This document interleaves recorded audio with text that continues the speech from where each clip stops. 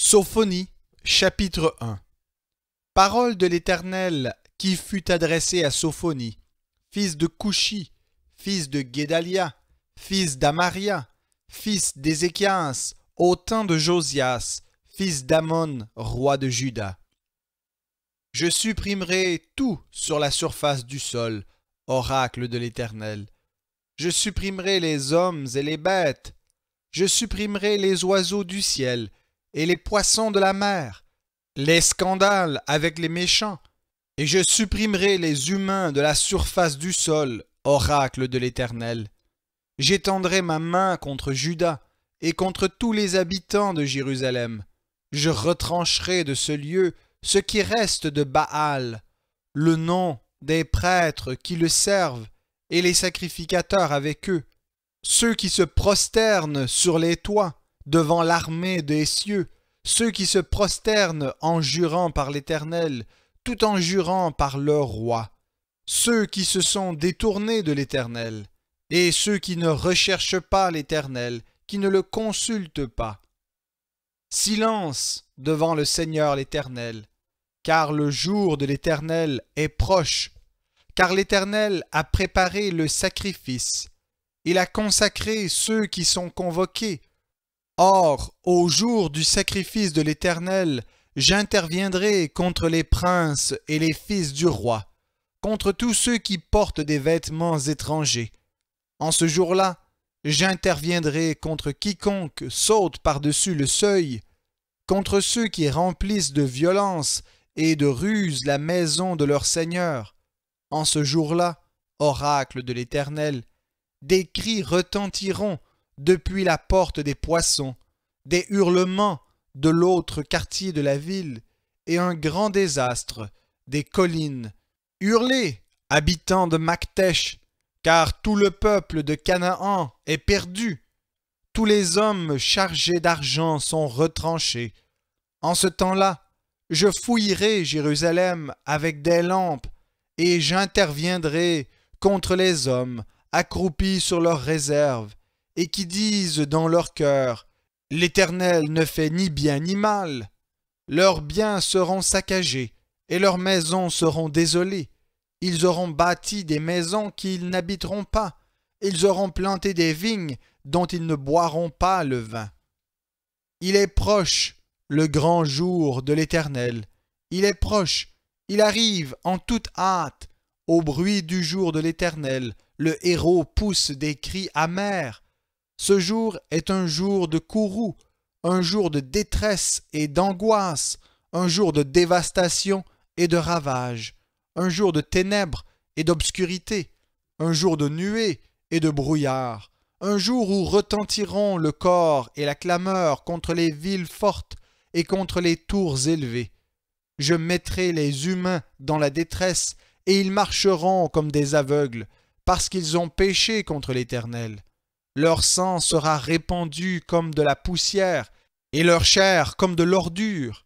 Ni leur argent ni leur or ne pourront les délivrer au jour du courroux de l'Éternel.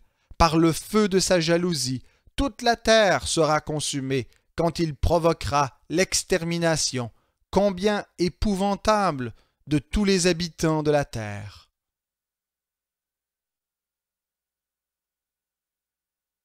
Sophonie, chapitre 2. Rassemblez-vous et recueillez-vous, nations sans pudeur, avant que ne survienne le décret, et que ce jour ne passe comme de la menue paille, avant que n'arrive sur vous la colère ardente de l'Éternel, avant que n'arrive sur vous le jour de la colère de l'Éternel.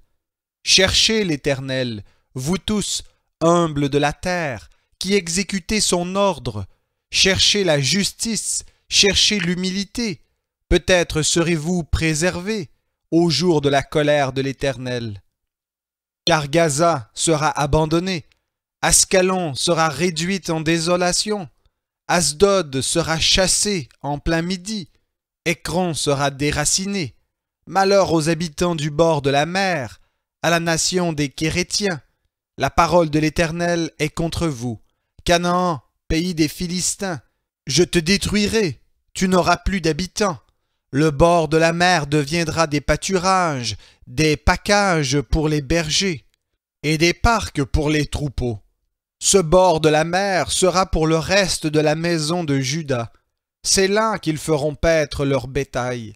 Ils feront leur gîte du soir dans les maisons d'Ascalon, car l'Éternel, leur Dieu, interviendra pour eux, et il ramènera leurs captifs.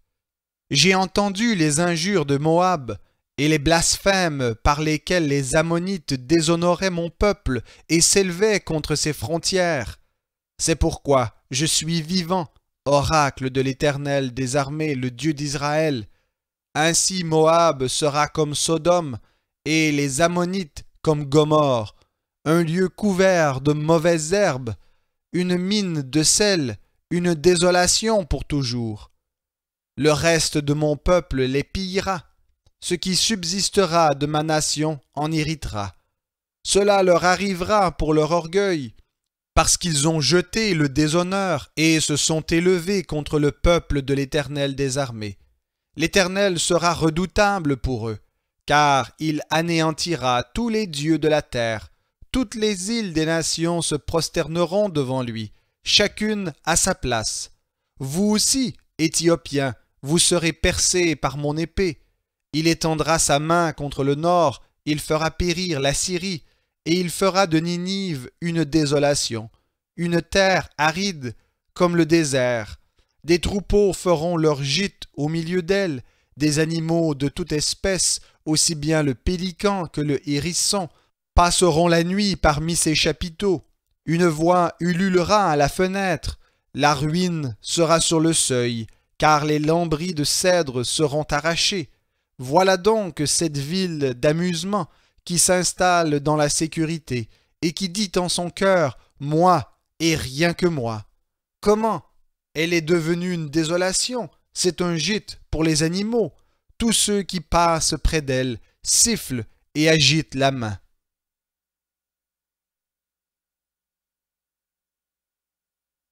Sophonie, chapitre 3. Malheur à la ville rebelle et souillée, pleine d'oppresseurs, elle n'écoute aucune voix, elle n'accepte pas la correction, elle ne se confie pas en l'Éternel, elle ne s'approche pas de son Dieu, ses ministres au milieu d'elle sont des lions rugissants, ses juges sont des loups du soir qui n'ont plus rien à ronger au matin, ses prophètes sont des aventuriers, des hommes portés aux trahisons. Ces sacrificateurs profanent les choses saintes, violent la loi. Au milieu d'elle, l'Éternel est juste. Il ne commet pas de fraude. Chaque matin, il met en lumière son droit, sans jamais y manquer. Mais le fraudeur ne connaît pas la honte. J'ai retranché des nations, leurs tours sont dans la désolation. J'ai dévasté leurs rues, plus de passants. Leurs villes sont ravagées, plus d'hommes, plus d'habitants. Je disais, si tu me craignais, si tu acceptais la correction, sa demeure ne serait pas détruite. Je suis intervenu de toutes les façons contre elle, et cependant, ils se sont hâtés de corrompre tous leurs agissements. C'est pourquoi, attendez-moi, oracle de l'Éternel, au jour où je me lèverai pour le butin. Car j'ai résolu de réunir les nations, pour rassembler à moi les royaumes, pour répandre sur eux ma fureur, toute l'ardeur de ma colère, car par le feu de ma jalousie, tout le pays sera consumé.